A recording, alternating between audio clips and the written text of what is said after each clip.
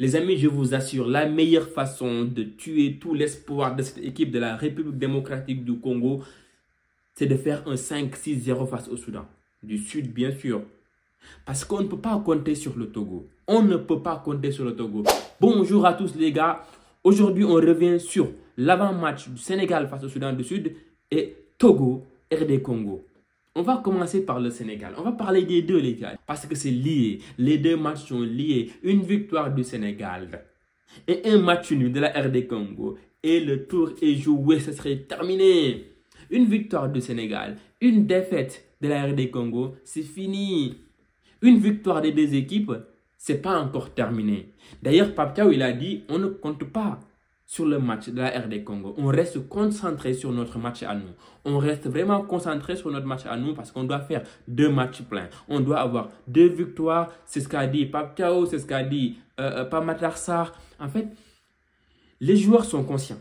Ils ont vraiment la conscience que c'est à eux de faire les matchs qu'il faut. Il faut aller gagner le Soudan du Sud qui est dernier du groupe et après recevoir la Mauritanie et battre la Mauritanie qui va donc venir au Stade Abdoulaye Wade et de les battre. Donc en fait, il n'y a même pas de calcul à faire. Il ne faut même pas calculer la RD Congo. La RD Congo qui va jouer un Togo qui n'est pas forcément la meilleure équipe. Togo aussi. Ah, moi personnellement, Togo, moi je croyais que Togo avait fait une belle campagne en fait. Hein, mais en réalité, Togo à domicile, c'est juste une victoire. À domicile, Togo n'a fait qu'une seule victoire. Donc, Togo n'a pas battu la Mauritanie ni le Soudan du Sud à domicile. Non, Togo n'a pas fait cela. Donc, Togo n'a eu qu'une seule victoire et c'était lors de la dernière journée, la 7e, 8e journée, je pense. Ils avaient battu le Soudan à domicile. Mais sinon, c'est à chaque fois des matchs nuls ou défaites. Les amis, donc, on va se concentrer sur notre match à nous. On a certes des absences. Il n'y aura pas Pape Gueye, ni Lamine Camara, ni Habib Diarra. Donc pratiquement la moitié de nos milieux de terrain ne sera pas du tout là, les gars. Mais bon, on a les joueurs qu'il faut. On a tout ce qu'il faut pour aller faire le match qu'il faut au Soudan du Sud. Il faudra gagner. Il faudra donc assurer toujours la première place pour la dernière journée finale face à la Mauritanie au Stade Abdoulaye Wade. Et les gars, d'ailleurs, j'ai envie de souligner un peu quand même des choses. Je vois sur les réseaux sociaux, je vois vraiment le problématique avec le stade Abdoulaye Wade, les tickets et tout ça. Sincèrement, je pense que le moment est mal choisi. Le moment a vraiment été mal choisi pour augmenter les billets. C'était vraiment mal choisi. Il reste juste un seul match. Mais laissez les gars se concentrer sur leur match. Laissez juste le sportif faire son œuvre. Mais là, vous venez en fait intégrer tout ce qui est extra sportif dans ces matchs-là. Sachant que vraiment, on a besoin d'avoir l'esprit tranquille, la psychologie vraiment en forme pour faire notamment les 2 matchs qu'il faut. Parce que là, on ne faut pas, on va accuser, mais tout est rien. On ne va plus même parler des matchs sur le terrain et tout ça, parce qu'il y aura en fait des détails en dehors des terrains. Le problème de stade par-ci, les billets par-là. Vraiment, c'est pas digne. C'est pas digne d'une équipe comme le Sénégal. C'est pas digne d'une fédération du Sénégal, c'est pas digne d'un pays comme le Sénégal, sincèrement parler. Je tenais vraiment à le dire parce que les gars, il en va de notre santé cardiaque, il en va de notre santé mentale. Imaginez que ces genres de situations-là, mais découragent les joueurs, en tout cas, donnent une claque aux joueurs et qu'un faux pas est fait. Les gars, quand même, soyez sérieux. Juste un match, il reste juste un match à domicile, un match. Vous ne pouvez pas gérer ça. Sincèrement, on est désolé. Mais prendre des billets et les multiplier par 2, par 3, c'est pas normal. Sincèrement, là tu décourages tout le monde. On va sur les réseaux sociaux, boycott. Non, il ne faut pas boycotter. Ça ne nous arrange même pas. Ça nous arrange. On a besoin de vivre la Coupe du Monde. Mais il faut nous faciliter cela, sincèrement. Voilà, bon, bref, on va laisser le négatif de côté. On va se concentrer sur le sportif. Pape Thiaw est prévenu. Pape Thiaw sait ce qu'il a à faire. Les joueurs savent ce qu'ils ont à faire.